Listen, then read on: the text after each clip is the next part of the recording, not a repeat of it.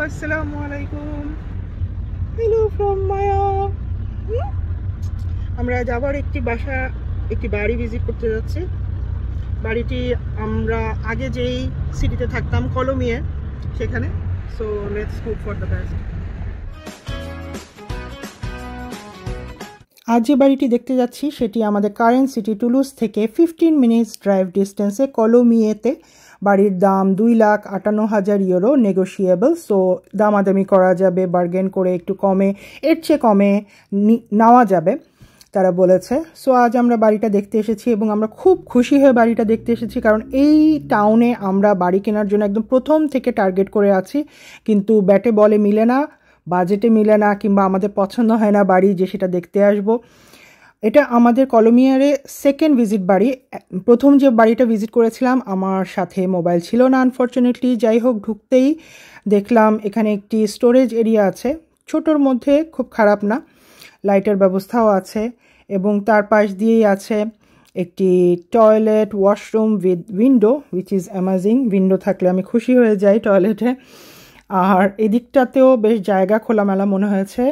এটা হচ্ছে living space or drawing room. খুব বেশি বড় বলবো না, কারণ ডাইনিং স্পেসটা এটার সাথেই, সেজন্য খুব একটা বড় না। আর এটার সাথেই বাইরে বারান্দা বা সানরুম করেছে। আর আমার কাছে মনে হয়েছে পর্দা এবং যেভাবে আবার এটাকে পার্টিশন দেওয়া, মনে হয় যেন এখানেও তারা থাকতো বা কিছু এরকম।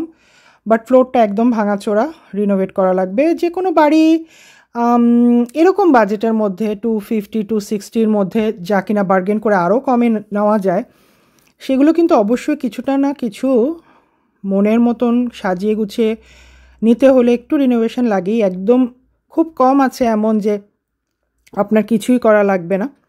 বাই দ্য ওয়ে, বাড়ির চারপাশটায় অনেক জায়গা আছে, এই যে গাছগুলো কেটে ফেললে অনেক জায়গা, আর মোটরওয়ের একদম পাশে, খুবই কনভিনিয়েন্ট একটা লোকেশন। আর আমি বলছিলাম আমরা চাইলেই বারান্দাটাকেও ডাইনিং রুম করে নিতে পারি। আর এর পাশ দিয়ে তারা কি করেছে, তারা গ্যারেজকে আরেকটি রুম করেছে, উইচ ইজ 4th রুম। এই বাড়ির কোনো জানালা নেই, যা কিনা আমার কাছে ভালো লাগেনি। এমন বড় কিছু না, বড় না, যেহেতু আমার 4টা বেডরুম আমার খুবই দরকার। সো একটু মনটা খারাপ হয়ে গিয়েছিল। আমি ভাবছিলাম 4টা বেডরুম বুঝি বাড়ির সাথেই, বাট এটা একদম আলাদা, গ্যারেজের সাথে, গ্যারেজকে আর কি বানিয়েছে তারা। সো ব্যাপারটা আমার কাছে ভালো লাগলো না, মনটা একটু খারাপ হয়ে গেল। সেই মন খারাপ নিয়ে আমি এখন বাকি রুমগুলো দেখব, পাশটাও দেখে নিচ্ছি, আশপাশ খুবই বড় জায়গা নিয়ে। গ্যারেজের রুমটা দেখে আমার আসলে একটু মনটা খারাপ হয়ে গেছে, সেই মন খারাপ নিয়েই হাঁটছি এখন। আর ঘুরে ঘুরে দেখছিলাম ফ্লোরগুলো নতুন, তাদের চয়েস অনুযায়ী চারিদিকে সাদা রং করে রেখেছে এবং রঙের কাজ চলছে, সেজন্য বাড়িটা দেখতে খুব ব্রাইট লাগছে। এটি হচ্ছে কিচেনটা অ্যাট ফার্স্ট সাইড দেখতে খুব ভালো লাগলেও কিচেন ক্যাবিনেটগুলো অনেক পুরনো, কিচেন অ্যাপ্লায়েন্সগুলো খুবই পুরনো।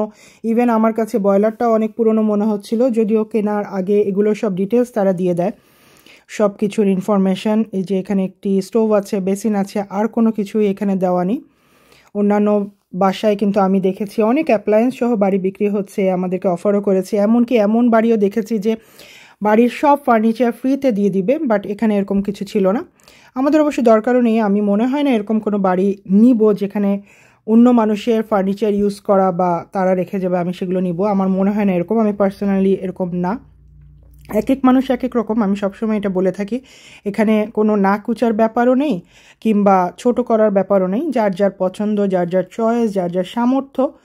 আর এই যে এখানে সিঁড়ি নিচে একটি স্টোরেজ ব্যবস্থা রয়েছে, এই জায়গাটিতেও একটু কিছু কাজের ব্যবস্থা করে নিলে ভালো হবে, এগুলো দেখছিলাম। এবং তারপর তো সিঁড়ি দিয়ে উপরে বেডরুম। এদিকে আমি আরেকবার একটু দেখে নিলাম যে লিভিং রুম আর ডাইনিং রুমের স্পেসটা কীরকম। আমার কাছে কিন্তু খুব বেশি বড় লাগছিল না, এটাও একটু খুঁতখুত করছি, বিকজ আমরা কিন্তু এটা দেখে এসেছি এবং ভেবে এসেছি এটা যদি আমাদের চোখে দেখে পছন্দ হয়ে যায় আমরা চোখ বন্ধ করে এটা নিয়ে নিব। বাই দ্য ওয়ে, উপরে উঠেই এখানে আছে টয়লেট, সেকেন্ড টয়লেট। আর এই সেকেন্ড টয়লেটটির সাথে উইন্ডো নেই, which is negative point, but the positive side is the shower room. একটাই শাওয়ার রুম পুরো বাড়িতে, এবং সেই শাওয়ার রুম, ওয়াশরুমটা অনেক বড় ছিল। আর সেখান দিয়ে বের হলেই হলওয়েটা খুব ছোট্ট, এখানে রয়েছে সেকেন্ড বেডরুম, যে সেকেন্ড বেডরুমের সাথে বারান্দা রয়েছে, যা কিনা আমার খুব পছন্দের একটি অংশ বাড়ির। বাট বারান্দাটাও খোলামেলা না, চারিদিক দিয়ে আবার গ্লাস দিয়ে তারা বন্ধ করে দিয়েছে। এখানে একটি জানালাও দিয়েছে। তার কারণ হচ্ছে যেহেতু মোটরওয়ের একদম পাশে, সাউন্ড যেন না আসে ঘরের ভিতরে। সো কারণ মোটরওয়ে দিয়ে গাড়ি যাওয়া আসা করে, সাউন্ডটা যেন ভিতরে এসে নয়েজের সৃষ্টি না করে। ব্যাপারটা ভালোই, চারিদিকটা খুবই খুবই সুন্দর এই জন্য, কারণ নেইবারহুডটা খুব সুন্দর। কলোমিয়ার বাড়িগুলোও বেশ সুন্দর। এক এক এলাকার বাড়িগুলো কিন্তু এক এক রকম হয়। আর আপনারা খেয়াল করেছেন কিনা, ফ্রান্সের প্রতিটা বাড়ি যেন আলাদা আলাদা, মানে পাশের বাড়ির সাথেও পাশের বাড়ির মিলবে না। বাট আমি যখন লন্ডনে থেকেছি দেখেছি যে প্রত্যেকটা বাড়ি একরকম। আবার যখন মানে আমেরিকার বাড়িগুলো দেখি, আমার ফ্রেন্ডদের বাড়ি বলেন বা আমার রিলেটিভদের বাড়ি কিংবা কোনো সিনেমা টিনেমাতেও দেখি, সেখানেও দেখি যে সব বাড়ি একরকম। বাই দ্য ওয়ে, এটি হচ্ছে third bedroom. Yes, third bedroom. উপরে 3টা বেডরুম। সো এটি মাস্টার বেডরুম যদিও, বাট এটা একটু ছোট হলেও আমি চিন্তা করছিলাম আমি এই বেডরুমটি নিব, যেটি বারান্দার সাথেই শাওয়ার রুম এবং টয়লেটের ফ্যাসিলিটিস পাবো। বাড়িটা কিন্তু খুব বেশি বড় না, মানে যতটা এক্সপেক্ট করেছিলাম ততটা না। বাট শাওয়ার রুমটা অনেক বড়, শাওয়ার রুমটা অনেক বেশি সুন্দর, অনেক আলো আসছে বাইরে থেকে। আর কালারিংয়ের জন্য শাওয়ার রুমটা আরও বেশি ভালো লাগছিল। সব কিছুই প্রায় নতুন, শুধু এই মিররটা চেঞ্জ করে নেওয়া লাগবে, সেগুলোই দেখছিলাম। শাওয়ার রুম থেকে বেরিয়ে একদম সোজাসুজি আরেকটি রুম, ফোর্থ বেডরুম। আসলে ফোর্থ বেডরুমটা হচ্ছে গ্যারেজের, আর এটা হচ্ছে আরেকটা বেডরুম। সেটাই দেখছিলাম, যদি এই বাড়িটা আমরা নেই, এই বাড়িটা মমসাদকে দেবো। এই সাইডটাতে যদি আমরা placard or wardrobe or wall আলমিরা দিই, খুব বেশি জায়গা নেই, বেডরুমগুলা খুব বেশি বড় না। বাট এই দামে এর চেয়ে ভালো আসলে পাওয়া যায় না, লোকেশন ওয়াইজ এবং বাড়ির স্ট্রাকচার অনুযায়ী সব কিছু আসলে মিলে না আমাদের।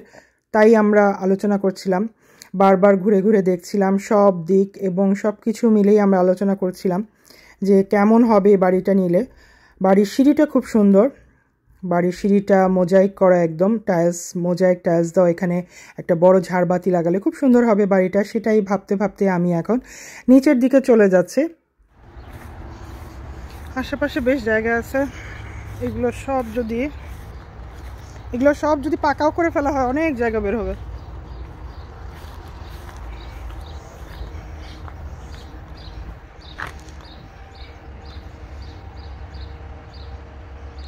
Is it Maya? Maya, মা ওই যে আরেকটা হ্যাঁ, কি ফল এগুলো? খেয়ে দেখবো কি ফল।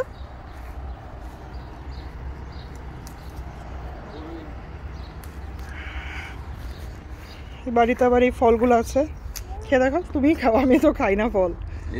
তুমি নিছো ওইগুলো, লাল লালগুলো নিছো তুমি? না, এটা আরেকটা কঠিন মিষ্টি। ওহ, তোমার জন্য পারফেক্ট। ফ্রুটসের মনি আসলে যে কি খুশি হতো।